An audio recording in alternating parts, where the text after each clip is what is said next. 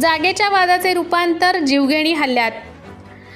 गैरअर्जदार विजय पचारे, प्रिया पचारे जागेची केस विद्यमान न्यायालयात दाखल केली व निकाल फिर्यादी अलका पचारेकडून लागला। अकोला जिल्ह्यातील डोंगरगाव येथील बऱ्याच दिवसांपासून दोन कुटुंबातील लोकांचे जागेसाठी वाद चालू होता। या जागेच्या वादातून दोन्ही कुटुंबाचा जीवघेणा हल्ला झाला। सुदैवाने जीवितहानी टळली व फिर्यादी अलका पचारे यांना मार लागल्याने यांच्या मुलांनी बोरगाव मंजू पोलीस स्टेशनमध्ये गुन्हे दाखल करण्यात आले। तरी एवढ्यावर न थांबता गैरअर्जदार विजय पचारे, प्रिया पचारे यांनी संगनमताने जागेची केस विद्यमान न्यायालयात दाखल केली। परंतु विद्यमान न्यायालयाने दोन्ही पक्षाची बाजू ऐकून फिर्यादी अलका पचारे यांच्यातर्फे निकाल लागला। अलका पचारे यांच्यातर्फे निकाल लागला म्हणून गैर अर्जदार विजय पचारे अधिक एक अधूनमधून खोडसरपणा करत आहेत व जीवाने मारण्याच्या धमक्या देत आहेत व खोट्या गुन्ह्या अडकवण्याचा प्रयत्न करीत आहेत।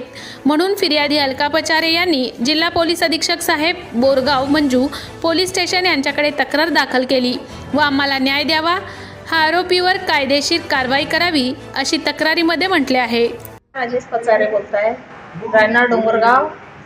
प्रिया विजय पचारे ते आमचं भांडण करत आहे।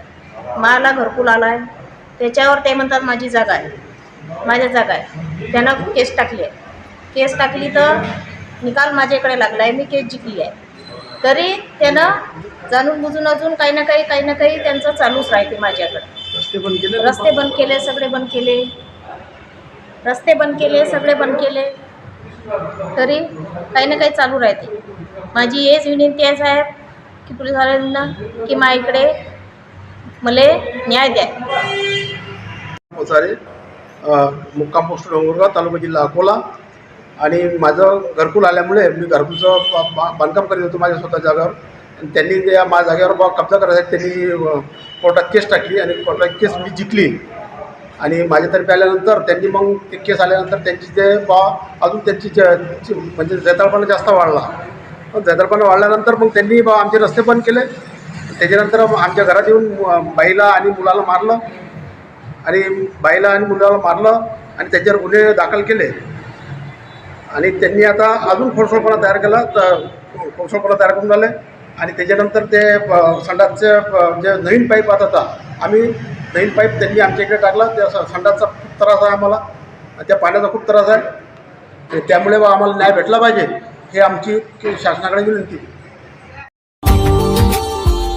Subscribe now and press the bell icon. Never miss an update.